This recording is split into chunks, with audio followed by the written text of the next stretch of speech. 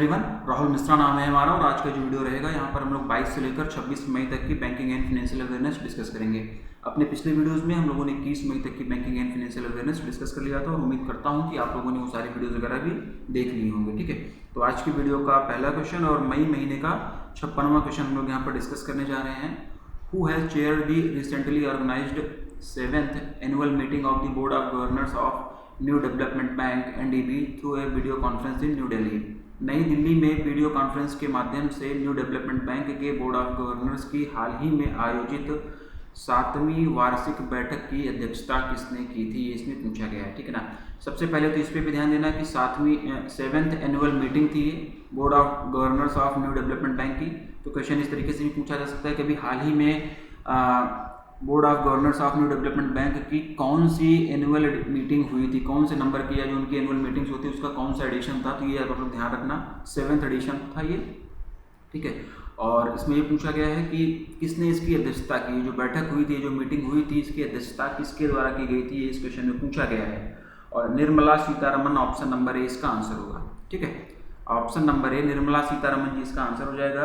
New development bank के board of governors की भी हाल ही में नई दिल्ली में वीडियो कॉन्फ्रेंसिंग के माध्यम से वीडियो कॉन्फ्रेंसिंग मोड में 7th एनुअल मीटिंग हुई थी। ठीक है, जिसकी अध्यक्षता निर्मला सीतारमन जी ने किया। और निर्मला सीतारमन जी कौन है ये आप लोगों को पता होगा। मिनिस्टर इनके पास में मिनिस्ट्री ऑफ फिनेंस है, ये मिनिस्टर ऑफ फिनेंस हैं, minister of finance and corporate affairs Nirmala Sitharaman ji के पास में, ये दोनों यही मंत्रालय इनके पास में है। ठीक है, और निर्मला सीतारमन जी ने न्यू डेवलपमेंट बैंक में इंडिया की गवर्नर हैं। जो न्यू डेवलपमेंट बैंक है ये निर्मला सीतारमन जी यहाँ पर इंडिया की गवर्नर हैं। ठीक है, इस मीटिंग में ब्राज़ील, रसिया, चाइना, साउथ अफ्रीका ने ज्वाइन किया था।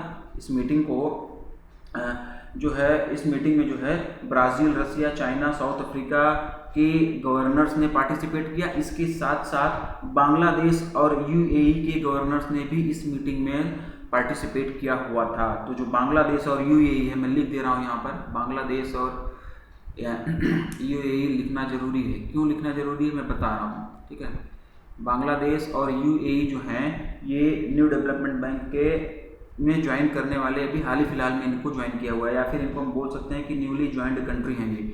न्यू डेवलपमेंट बैंक को इन्होंने अभी हाल फिलहाल में ज्वाइन किया हुआ है, न्यूली ज्वाइंड कंट्री है ये न्यू डेवलपमेंट बैंक के। तो इनके भी गवर्नर ने भी इनके इन दोनों देशों के भी गवर्नर ने इस मीटिंग में पार्टिसिपेट किया हुआ था। ठीक है, अब ये जो 7th annual meeting of board of governors of new development bank हुई, इसकी थीम क्या होगी, कई बार थीम भी पूछा जा सकता है। ठीक है ना, इसी देखो एक क्वेश्चन में कई सारी चीज़ें बताते हुए मैं आप लोगों को चला हूँ ना। 7th एडिशन था, किसने किसने पार्टिसिपेट किया और इसकी थीम क्या थी। तो थीम हो जाएगी इसकी NDB ऑप्टिमाइजिंग डेवलपमेंट इम्पैक्ट। ठीक है ना, NDB न्यू डेवलपमेंट बैंक, इसके बाद में ऑप्टिमाइजिंग डेवलपमेंट इम्पैक्ट, ये पूरी इसकी थीम है। PDF में ये सारी चीज़ें आप लोगों को मिलेंगी। ठीक ना, जो लोग PDF वगैरह नहीं लेते थोड़ा बहुत नोट डाउन कर लिया करो, और जो लेते हो वीडियो कोर्स लिए हो, जिन लोगों ने वीडियो कोर्स लिया वो भी थोड़ा सा अपने हाथ से लिखो। ठीक है, मैं बार बार बोलता हूँ कि वीडियो देखो तो थोड़ा बहुत अपने हाथ से लिखो। उसके बाद में वीडियो देखने के बाद में PDF आप लोगों के पास में रहती है, उसको रिवाइज करते हुए चलो। ठीक है ना, वीडियो देखते चलो, एग्जाम टाइम पर या खाली कहीं बैठे हो तो PDF से रिवाइज करते रहो। PDF में भी बढ़िया कंटेंट आप लोगों को मिलता है। ठीक, तो इस मीटिंग में जो थी उसकी थीम क्या थी, NDB ऑप्टिमाइजिंग डेवलपमेंट इम्पैक्ट। और इसी मीटिंग में, ठीक ना, ये जो मीटिंग हुई थी 7th एडिशन जो मीटिंग का हुआ था, इसी मीटिंग में निर्मला सीतारमन जी ने करंट फाइनेंशियल ईयर में, जो वर्तमान फाइनेंशियल ईयर चल रहा है, इसमें इंडिया की GDP ग्रोथ 8.9% रहने का अनुमान लगाया हुआ है। ठीक ना, इसी मीटिंग के दौरान फाइनेंस मिनिस्टर निर्मला सीतारमन जी ने करंट फाइनेंशियल ईयर में इंडिया की GDP 8.9% रहने का अनुमान लगाया हुआ है। न्यू डेवलपमेंट बैंक की यहाँ पर लगातार बात हो रही है, तो इसका हेडक्वार्टर कहाँ पर हो जाएगा, शंघाई चाइना।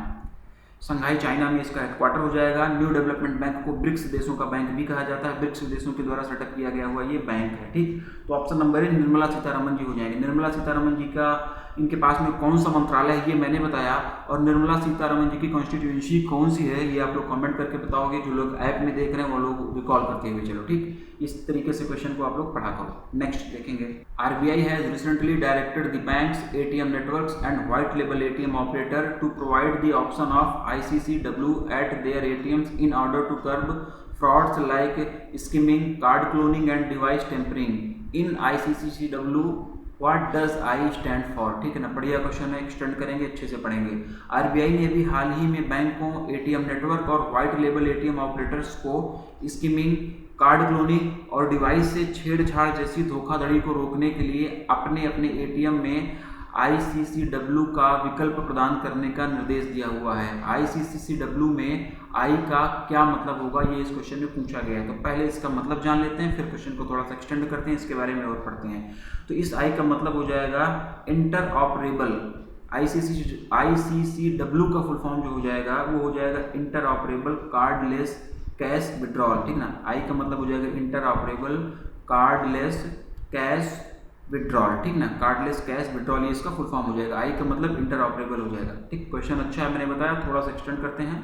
अभी अप्रैल में जो आरबीआई की मॉनेटरी पॉलिसी की मीटिंग हुई थी, उसके बाद आरबीआई ने inter operable cardless cash withdrawal facility को लॉन्च करने का निर्णय लिया होता। वो जो मीटिंग हुई थी उसके बाद नहीं, उसी मीटिंग में जो अप्रैल में MPC मीटिंग हुई थी, मॉनेटरी पॉलिसी कमेटी की आरबीआई के द्वारा मीटिंग हुई थी, उसी मीटिंग के दौरान आरबीआई ने inter operable cardless cash withdrawal facility को इंट्रोड्यूस किया हुआ था।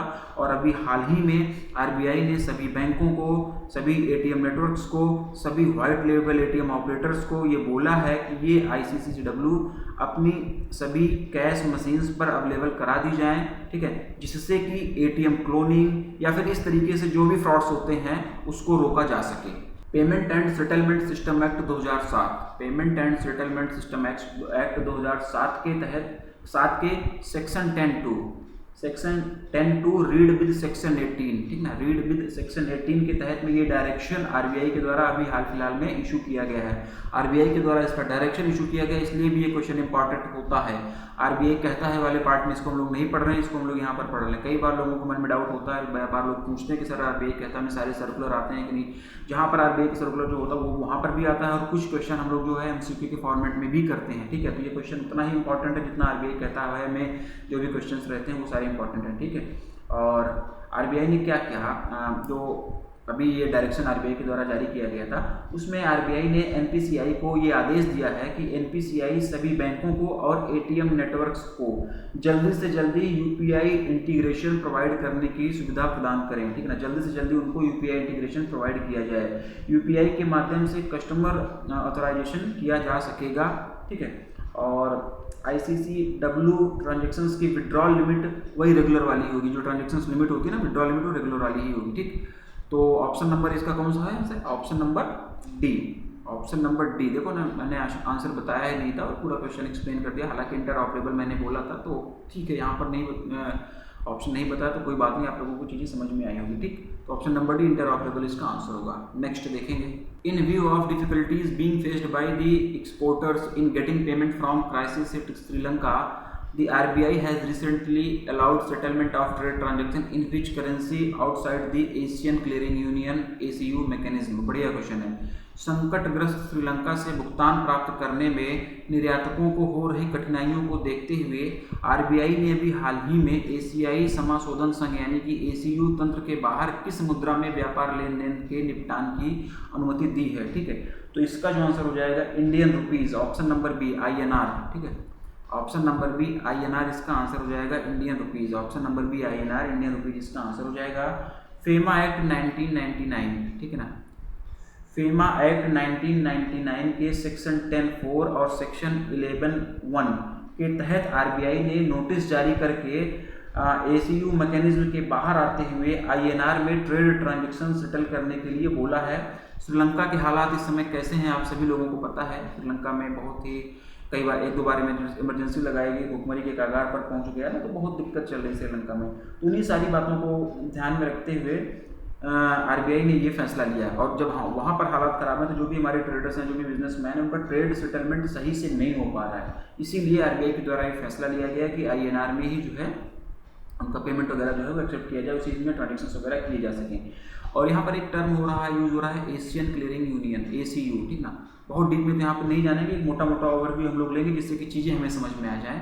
इन डेप्थ यहाँ पर अभी हम लोग नहीं जाएंगे। ACU बेसिकली एक पेमेंट अरेंजमेंट है बस इतना ही जानो कि बेसिकली एक पेमेंट अरेंजमेंट है, ठीक है। इसके बारे में यहाँ पे ज़्यादा हम लोग नहीं पढ़ेंगे, पीडीएफ में थोड़ा सा डिटेल में हम लोग यहाँ पर दे देंगे, वहाँ से आप लोग पढ़ लीजिएगा। लेकिन यहाँ पर बहुत ज़्यादा इसको वीडियो लंबा खींचने की जरूरत नहीं, क्योंकि इसका कोई मतलब जरूरत है नहीं। और अगर टाइम मिलता है मुझे ना, तो इसके बारे में एक सेपरेट वीडियो भी मैं दे दूँगा, एसीयू के बारे में ना एक सेपरेट वीडियो भी मैं अगर टाइम मिलता है तो आप लोगों को प्रोवाइड करा दूँगा, नहीं तो पीडीएफ में तो थ्योरी फॉर्मेट में मिलेगा ही आप लोगों को, ठीक है। और S3 वालों के लिए भी इससे रिलेटेड कंटेंट रहेगा, स्केल 3 वालों के लिए भी जो कंटेंट रहेगा इससे रिलेटेड कंटेंट पीडीएफ में रहेगा, तो आप लोग वहाँ से पढ़ लेना। एसीयू के बारे में मैं थोड़ा बहुत पीडीएफ में दूंगा, यहाँ पर हम लोग यहाँ पर अभी नहीं डिस्कस करेंगे, लेकिन पीडीएफ में थोड़ी बहुत इन्फॉर्मेशन आपको दी जाएगी। तो option number B Indian rupees इसका आंसर होगा। नेक्स्ट क्वेश्चन की तरफ बढ़ते हैं। In order to offer UPI payment services, which bank has recently tied up with the Amazon Web Services (AWS)? UPI भुगतान सेवाओं की पेशकश करने के लिए हाल ही में किस बैंक ने Amazon Web Services के साथ में एक समझौता ज्ञापन पर हस्ताक्षर किया है? बिल्कुल भी इंपॉर्टेंट क्वेश्चन नहीं है, लेकिन बस इसलिए पढ़ रहे हैं कि कहीं पर कोई चीज़ें छूट ना जाए। Option number C RBL bank इसका आंसर होगा। आरबीएल बैंक इसका आंसर होगा, वन लाइनर ही रहेगा, ठीक है। इससे ज़्यादा इसमें और कुछ पढ़ने की जरूरत नहीं है। ज़्यादा से ज़्यादा अगर आरबीएल बैंक की बात हो रही है तो हेडक्वार्टर वगैरह भले देख लो, इसका मुंबई महाराष्ट्र में हेडक्वार्टर हो जाएगा। अपनों का बैंक ये इसकी टैगलाइन हो जाएगी, राजीव आहूजा। अपनों का बैंक इसकी टैगलाइन हो जाएगी राजीव आहूजा, ठीक है। राजीव आहूजा जी जो हैं वो इसके क्या हो जाएंगे, एमडी एंड सीईओ हो जाएंगे, ठीक। आरबीएल के बारे में मैंने बताया, बाकी ऑप्शन में और जो भी बैंक की दी गई है इनके बारे में सारी चीज़ें आप लोग रिकॉल करते हुए चलोगे। Next, which bank has recently carved out its rural banking as a separate vertical and has appointed Anil Bhavnani as head of rural banking?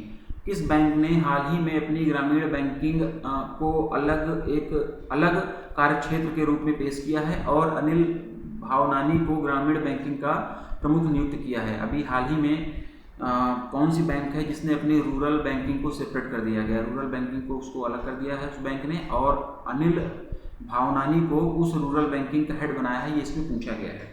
तो इसका जो आंसर हो जाएगा HDFC bank, option number D, ठीक है। Option number D HDFC bank इसका answer हो जाएगा।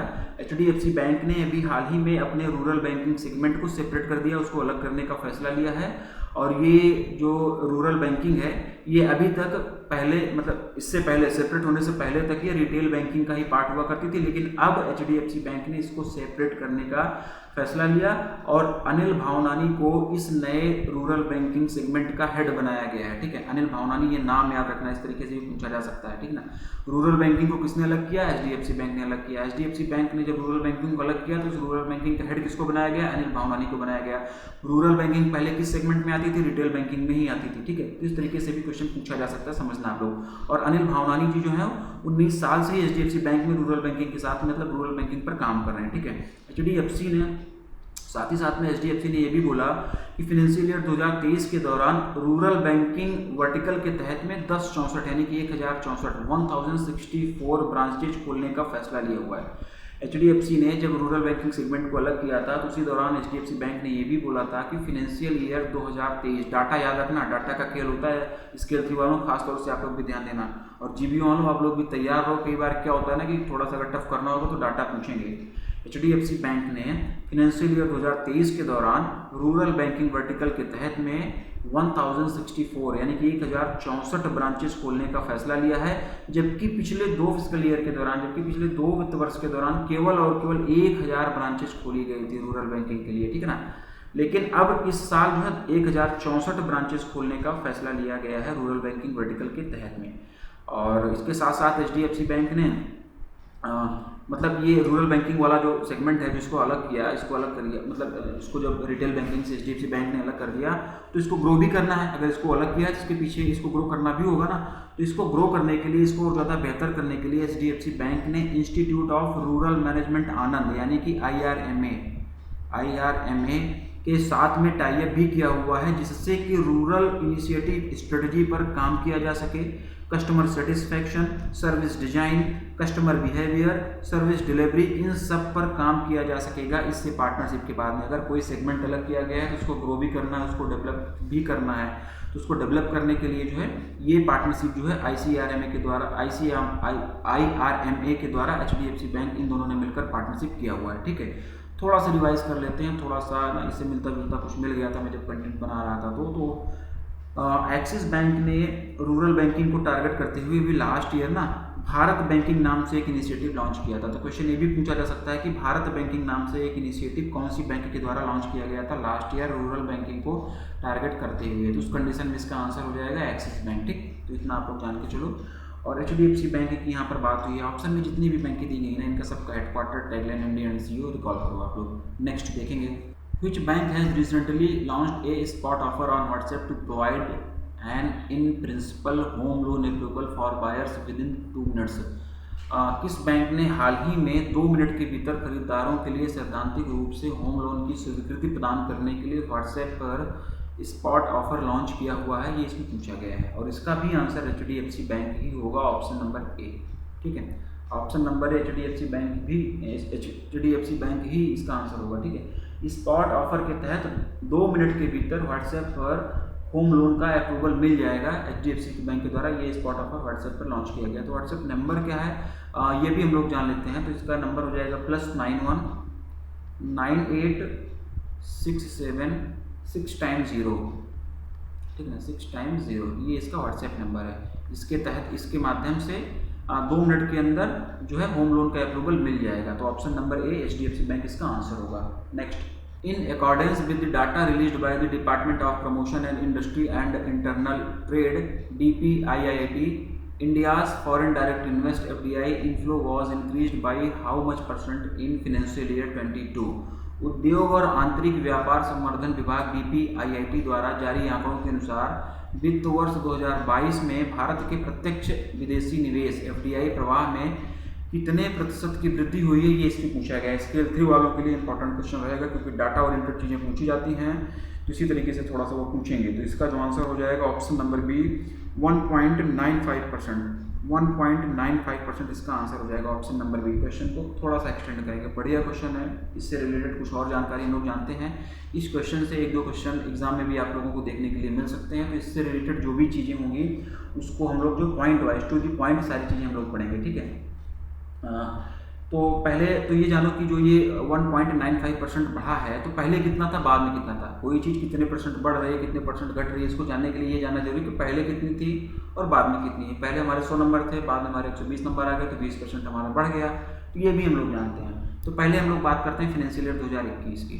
फाइनेंशियल ईयर 2021 में एनुअल FDI इनफ्लो जो था वो 81.97 बिलियन USD था। मिलियन नहीं, बिलियन USD था। ये बात हो रही है कब की, फाइनेंशियल ईयर 2023 की।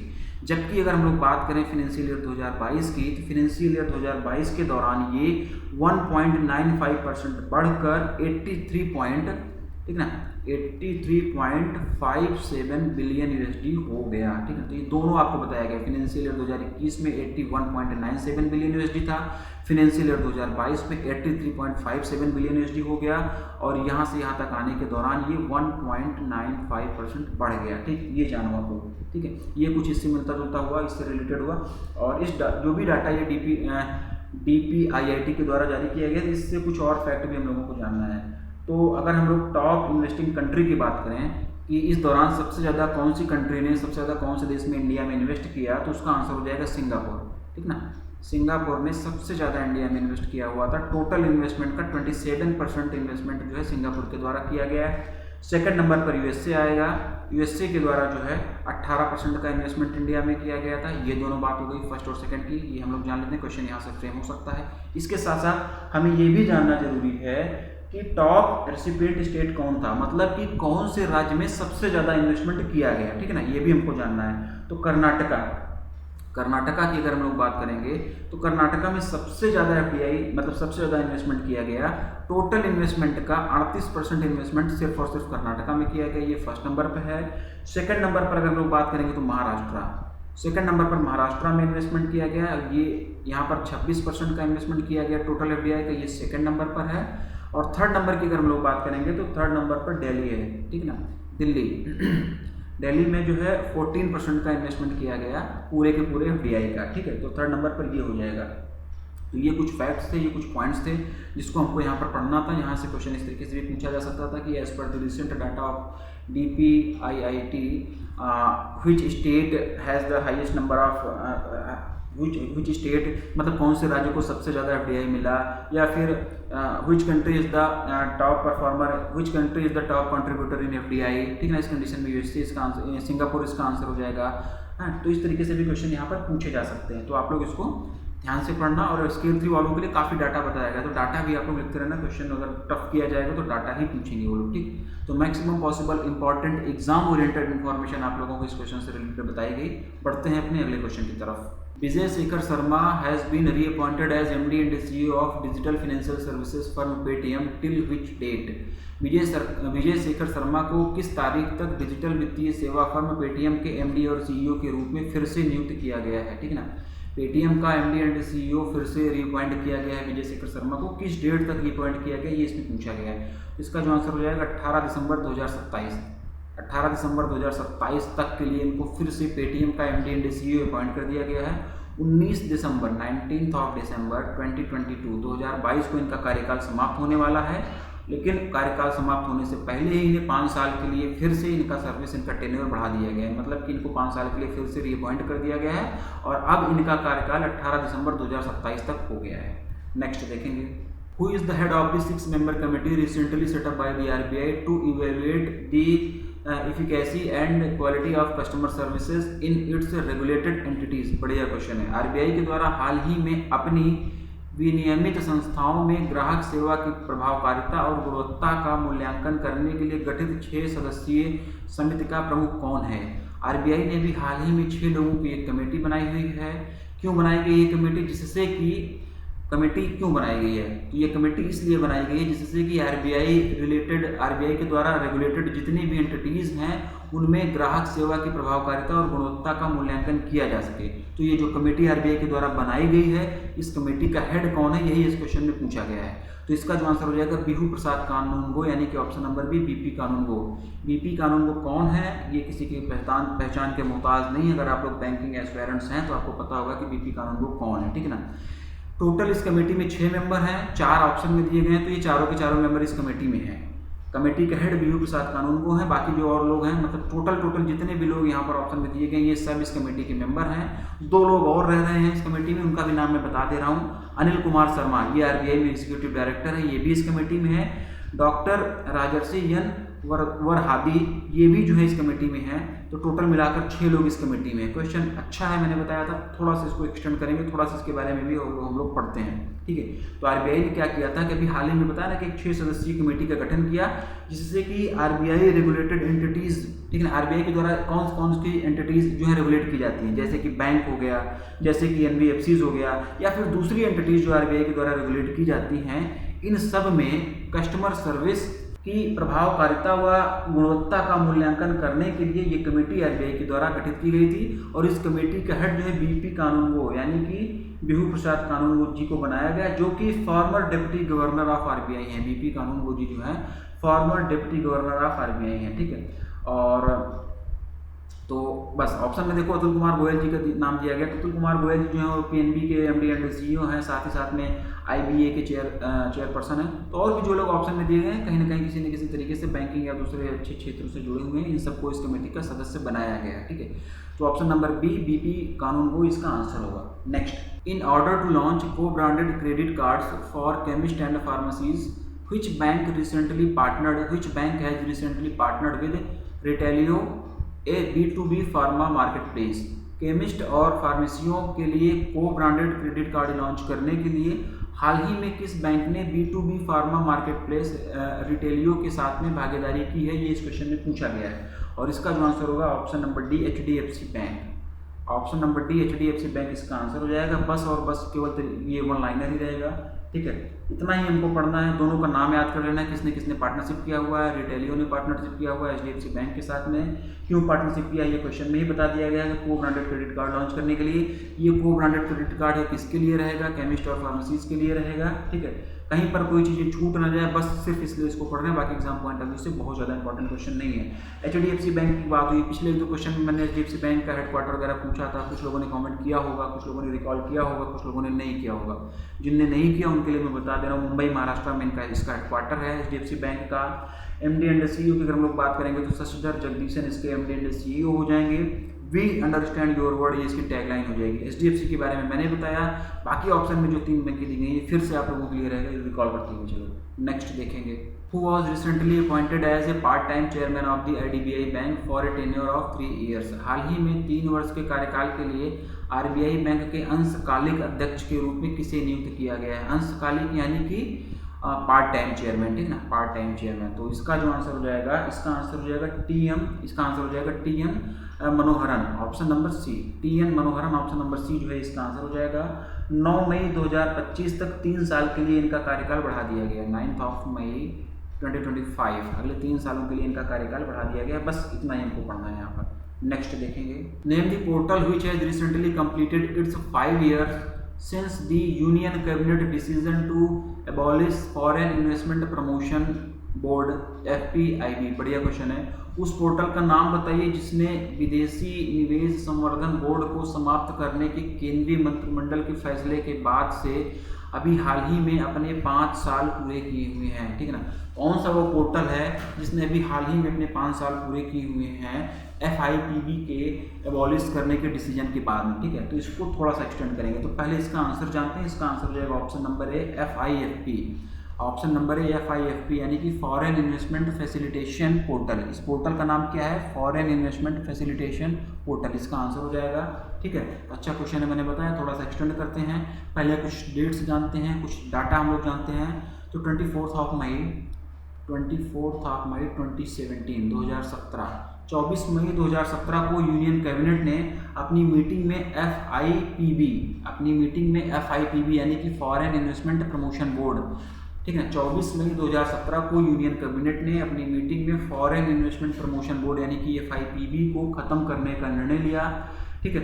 इस बोर्ड को खत्म करने के बाद में FIFP के रूप में एक सिंगल पॉइंट इंटरफेस लॉन्च किया गया, ठीक है ना।